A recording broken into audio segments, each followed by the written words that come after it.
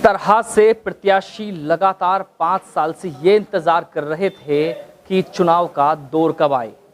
अब चुनाव का दौर आ चुका है। बात की जाए, रात भर व्हाट्सएप पर भी चैटिंग में यही जिक्र चल रहा है कि आखिर कौन जीत रहा है। लोग फ़ोन करते हैं तो ये बातें होती हैं कि कौन लड़ रहा है। और बात की जाए चाय की टपरी पर सुबह क्या जिक्र होता है, अखबार पढ़ने बैठते हैं तो जिक्र यही होता है कि कौन कितनी वोट लेकर आ रहा है। मतलब कुल मिलाकर ये है कि समीकरण किस तरह से बनाते हैं। और बात की जाए जब किसी प्रत्याशी के यहाँ पहुँचते हैं तो वो अपने आप को इस तरह से जिता लेता है कि आप सोच भी नहीं सकते। हर प्रत्याशी जीत की कगार पर रहता है, ये तो खैर आप बखूबी जानते हैं, क्योंकि प्रत्याशी लड़ता ही जीतने के लिए है। और क्षेत्र में किस तरह से मुद्दों पर काम हुआ है ये बड़ा विषय है।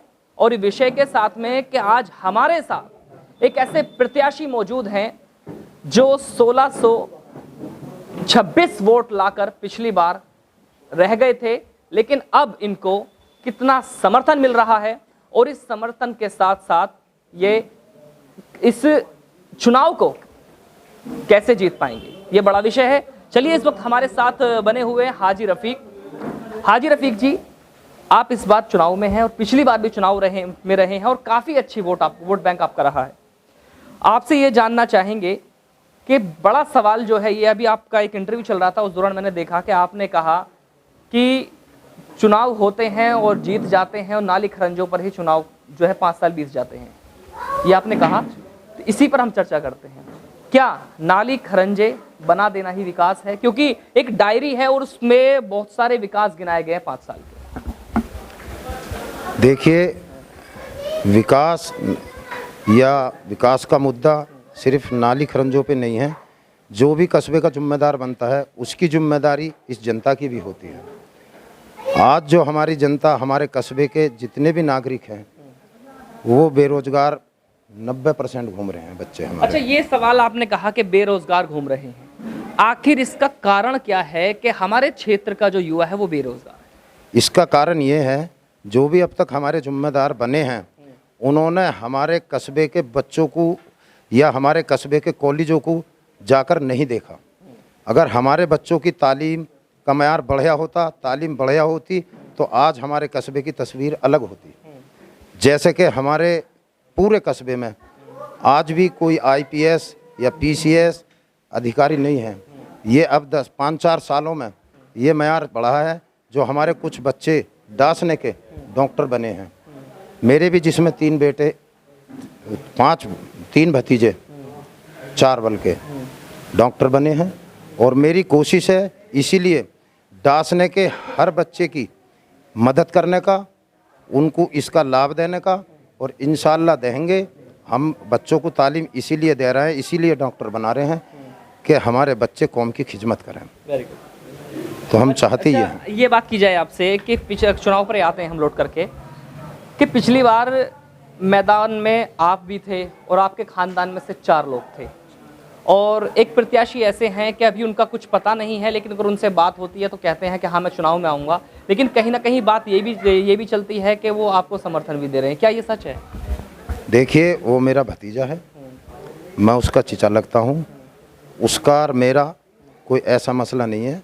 अगर मेरा भतीजा मेरे से न बाहर है, न कल था, न आज है, हम बराबर सहयोग से चुनाव लड़ेंगे और इसमें कोई ऐसा मसला नहीं है।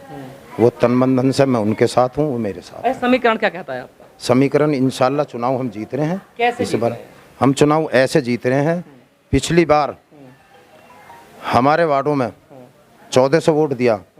हमारे वार्डों में जो उम्मीदवार हामिद अली थे वो काफ़ी वोट उठाते थे। इस बार हामिद अली चुनाव में नहीं है, तो उसका लाभ मुझे बहुत बड़ा मिल रहा है।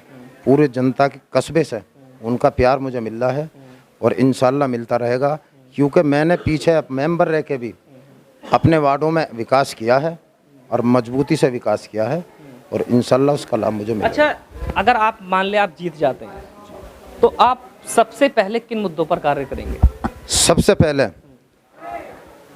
दासने की जो नई जनरेशन है उनके मुद्दे पर मेरी तमन्ना है काम करने की, उनको तालीम की, उनके रोजगार की, सबसे पहले तालीम पर काम करूँगा। जितने भी डासने के कॉलेज हैं उनसे मिलूँगा, उनसे बात करूँगा, डासने की जनता को अपने से जोड़ूंगा, साथ में लेकर उनसे काम करूँगा और उनका जितना भी सहयोग होगा सहयोग करूँगा। उनके सहयोग से तालीम पर सबसे पहले, और जो हमारे बच्चे इस तरह से हैं उनको रोज़गार का भी, उनसे मिलूँगा भी, उन्हें समझाऊँगा भी हर कीमत पर।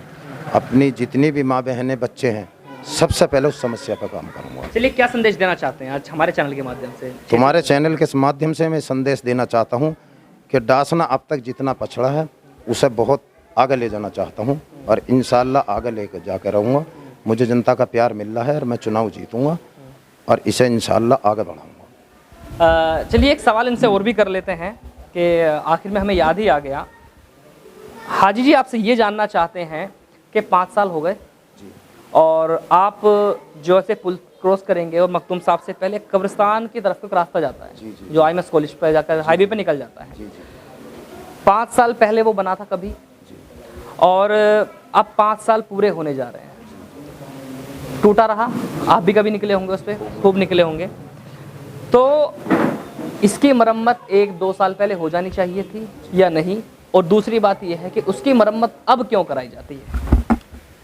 देखिए, जो हमारे कब्रिस्तान का वो रोड टूटा हुआ है, आपको भी जानकारी होगी, वहाँ प्लांट है इफ़को का, उनकी जिम्मेदारी बनती है। उनका पोल्यूशन जब डासना झेल रहा है और हम उनका प्लांट यहाँ लगवा रहे हैं तो ये जिम्मेदारी उनकी बनती है, ना कि नगर पंचायत के पैसे से। चेयरमैन में हौसला होता तो ये रोड जैसा पर ऐसा बना है ऐसे ही वैसे बनता।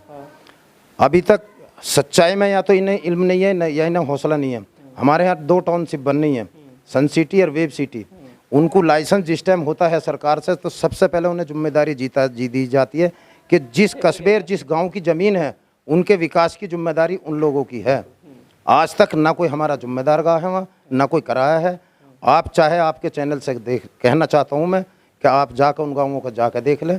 सबके सामुदायिक केंद्र, बरातघर, चौपाल सब उन्होंने बनाए हैं। हमारे यहाँ 1 रुपया भी नहीं लगा है। तमाम नाले ऐसे पड़े हुए हैं।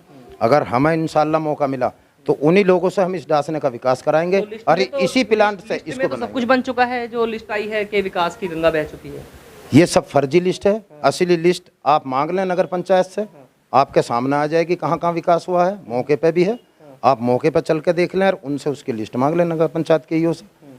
असली दूध का दूध, पानी का पानी हो जाएगा काम को। जैसा कि आपने देखा कि विकास की गंगा तो बह चुकी है, लेकिन अब वो गंगा कहाँ है ये पता नहीं चल पा रहा है। मेरे साथ बने रहिए, मैं चौधरी अफसर, हमारे सहयोगी के साथ एशियन न्यूज़ गाजियाबाद।